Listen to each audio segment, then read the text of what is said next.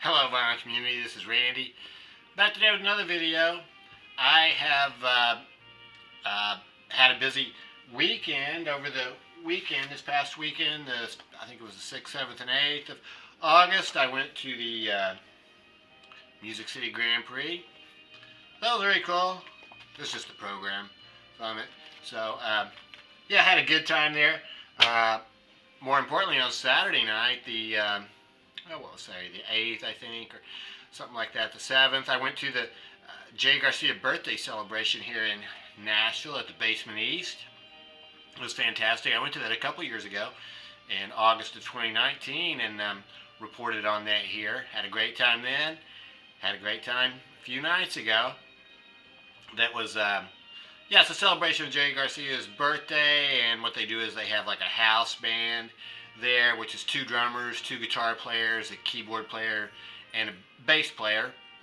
And those guys did several songs themselves, and then they would have guest artists come out. So it was all really good. And my favorite part of that one was this, I didn't catch her name, but this girl who came out and sang Let It Rock.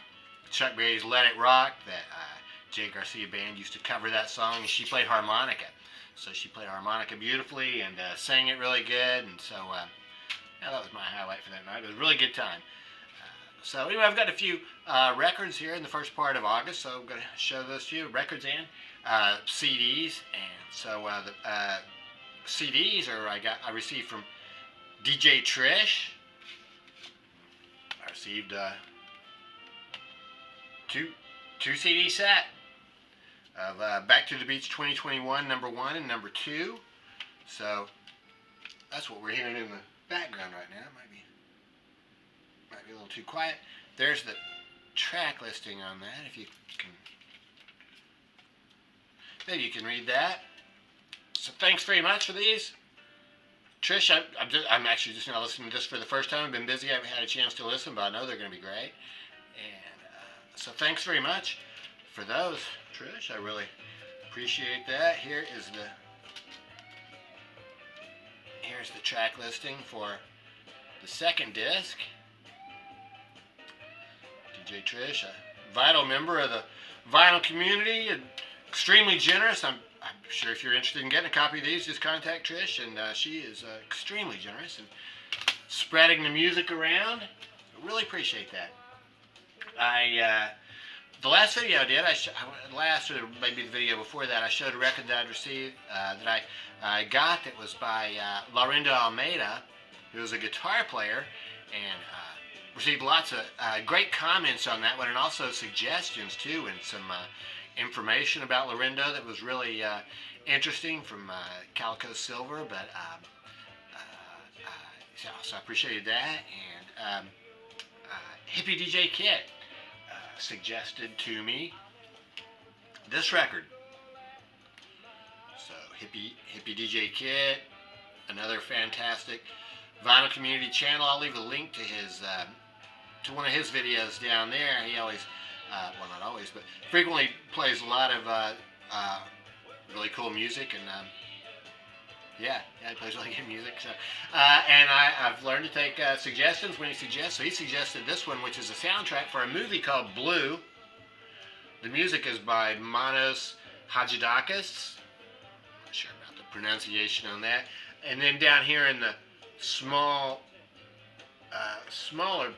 print, you can see, well, actually, I guess it's here on the back.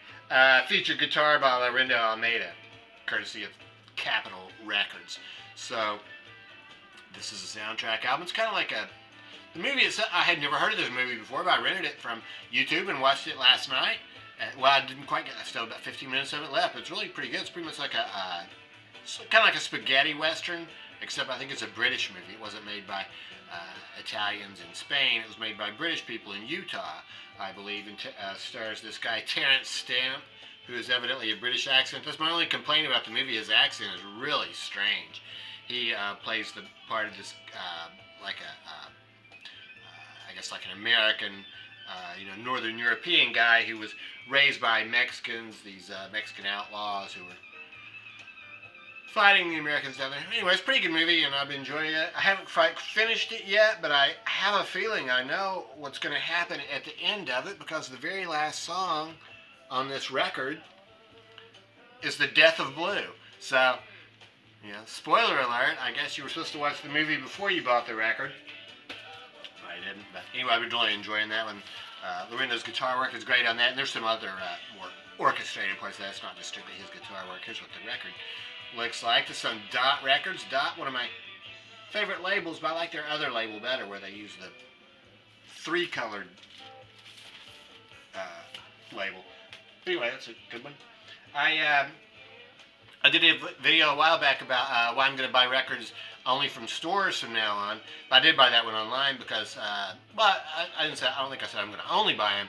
I'm going to try to buy mostly in stores and not online. But for that one, you know, I was searching for one in particular, and so I did find that online from the Discogs vendor, and got another one from that same vendor, another soundtrack.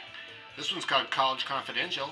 Never seen this one either, but I saw that he had it for sale, and it sounded really good. This has music by, the music is by Dean Elliott. It's composed by him, and it's played by the top West Coast jazz musicians. And some of the top West Coast jazz musicians on this were Shelly Manne on drums, Bud Shank on alto sax, and Jimmy Rolls playing piano. So I like all three of those guys. And here's what the back of this looks like. This is the Dean Elliott, the guy who wrote the music. And this is really cool music. About half of this is a like a 7-piece jazz band, you know, with sax, trumpet. What do they got here? Sax, trumpet, yeah, alto and tenor saxes, and trombone, plus bass, piano, and drums. And about the other half of it's more like a big band with, you know, 4 trumpets, 4 trombones. So, and the style of the music is jazz, 1950s jazz. It sounds like it would be soundtrack music for it. I guess 1960s, it's early 1960s, I think, is when this was made. Haven't been able to find this movie on video. Evidently, this was sort of a, I guess it also stars Mamie Van Doren. Well, it stars Steve Allen and Jane Meadows, Walter Winchell, and Mamie Van Doren. So, I guess she was sort of a bombshell type actress, and haven't been able to find this one online anywhere, but if I find it, I'll listen to it. But the music is really good. I'm actually kind of surprised at how much I like this one. It's pretty much like a straight jazz album, and really quite good. This is on Chancellor Records, which I'd never heard of Chancellor Records before, but it's a very cool looking label. Yeah, so I'm glad to get that one. This one, yeah, I think about 1963 or 4 for this. I went to, a friend of mine came to town to visit for the Grand Prix, and so, of course, we went to Grimey's, you know, the day before all that stuff started, cause, going from my house to Grimey's, the Grand Prix course was right on the way, so we went past that to see what it was going to look like. And it's got one record, one 12-inch record there at Grimey's that day. This was in the new releases. This was a reissue of Return of the Super 8. I said at the beginning of the year, or sort of earlier in the year, that I wanted to start listening to reggae more, and so this is Lee Scratch Perry and the Upsetters. So I believe that this is an album that he released in the mid-70s, 78 I believe is when this came out. Great gatefold sleeve. That's Lee right there. The Upsetters, I think, are his studio band. Did a little bit of Wikipedia research on this one, so I know have a little bit of idea what I was talking about. So, yeah, the Upsetters were his studio band, and he was mostly like the producer, I guess, of their music. And this sounds really cool. I'm somewhat familiar with Lee Scratch Perry just from hearing him on the radio a lot. In the 90s, the radio station, as a college radio station I listened to, they had reggae. They played a lot of his later stuff when it was more just, I guess you would call it just more dub music with Mad Professor that he produced some records. But this is with the band, so a little bit of dub on this, mostly just reggae type songs. Here's the track listing. Read that. And yeah, so I've really been enjoying this one. It's yeah, reggae episode. Sounds real good. It's came on this extremely cool colored vinyl. Lion of Judah. The reggae colors there. Yeah, I've been listening to this one, and I will continue to listen to this one throughout the summer. While I was there at Grimey's, I was looking at 7-inch singles, and I got this 7-inch single from Coal Mine Records. It's a record by the Grip Sweats called Go On Use It. Go On Use It. So this is a Nashville-based band, local Nashville area band. That's what it said on the label here. That's kind of what, kind of made me want to get it. What does it say here? Homegrown Nashville funk. So Coal Mine Records. Got several of their 7-inch singles they released. They've all been really good. Actually, this is probably my least favorite of the ones that I've gotten so far. It still sounds good. The vocals on it are real echoey, and you really can't understand the words. It's well, it's their own approach to it, I guess. It's definitely funk, and it sounds cool. The second side is Go On Use It Part 2, so that's just instrumental. It all sounds good. The vocals are real echoey and hard to understand. They're like shouted group vocals. So kind of new for me, but I've listened to it a few times. It sounds good. So I'm sure I'll listen to that some more. I found a couple other 7-inch singles there. I got Boogie Down by Eddie Kendricks. Eddie Kendricks was an original Temptation. I guess he left the Temptations in the early 70s and just went out on his own. So yeah, Boogie Down was also the name of an album, but it was just a single. Excellent song. And I got this 7-inch single by The Turtles, She's My Girl. That's on White Well Records. I'm not sure about this jacket. It's TK Productions. I think it must be an oldies. They must produce oldies. I'm not sure. Or maybe it never came with this record in the first place. But yeah, She's My Girl is a great song by the Turtles. I have that on an album, but I decided to go ahead and pick up the record anyway. So, yeah, that's excellent. And let's see. So, yeah, a couple weeks ago, I went by Phonolux here in Nashville and picked up a couple records. I went there specifically to get this record, Van Weezer. I'd heard a song from this. Beth at B-Sides Records posted one song from it. I think it was I Need Some of That. I believe that's what she posted. Sounded really good. And I'd also gotten just a few weeks before that the album that they put out just before this, also in 2021, I think. I think these both came out in 2021. The one before this was called Okay Human. That was really good.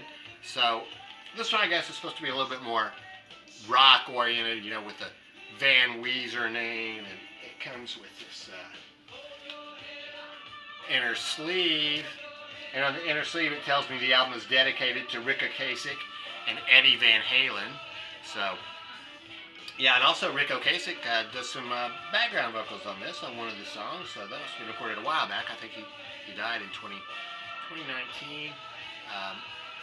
But yeah, lyrics and words on here, so this is fantastic. I've been playing both of these Weezer albums constantly.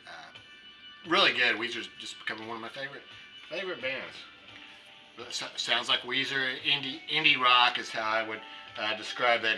Weezer's a very well-known band. There's a very cool song on here. I forgot to show you that this comes from this cool neon pink vinyl.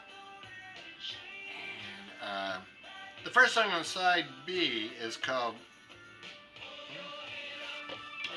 Blue Dream, which is based on the riff from Crazy Train. Sounds like Randy Rhoads' riff from Crazy Train. The whole song doesn't sound like that, just sort of I guess you'd say it's sort of an homage to that riff at the beginning. It sounds really cool. And the whole album is great, so yeah, really big Weezer fan, so I was glad to get this one. And then when I was there at Phonolux that day, I was browsing the used records, and I found this cool Buddy Rich Swingin' New Big Band record. So Buddy Rich is a drummer from the, I guess he started in the 1940s and stuff. He played with Charlie Parker on a couple records. And he put, well, his whole biography is actually on the inside of this. It really tells his life story right here. So he played with lots of people. Harry James, I guess he was playing with Harry James Orchestra in the 60s before he decided to form his own band. So he formed his own band and was playing there, and this was recorded live in California at the Shea, recorded live at the Shea. So these are mostly original songs. Well, some of these are original songs. They were written by, oh gosh, what is the name I'm trying? Oliver Nelson. Yeah, Oliver Nelson wrote a couple songs and did the arrangements on here too. So this is a big band. So that swinging, this is more like swing jazz, you know, a little bit more of that 40s oriented, but it's, you know, I guess you'd say it sounds somewhat modern. Well, it's swing music, so it can only sound so modern, I guess. These are all endorsements from celebrities who came to see them. It's interesting reading the celebrities on here. These are like all these 1960s people that most people now probably wouldn't even know who they are, like Edie Adams, Charlie Burnett, Milton Berle, Pete Candoli. You know, some of them are still known to me. Some of them I just don't even know who they are. Like, for instance, Bullets Durgam. Bullets Durgam was there. I don't know that it sounds like a gangster, doesn't it? So, yeah, this is really cool. Buddy Rich, a fantastic drummer, and I guess he formed this band in the 60s, and they played right up through the 80s.